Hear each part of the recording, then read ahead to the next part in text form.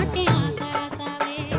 தேசம் மட்டும் மாறாதுங்க ஆசராசாவே. உங்களை மோசம் பண்ணி வாழ மாட்டேன் ஆசராசாவே.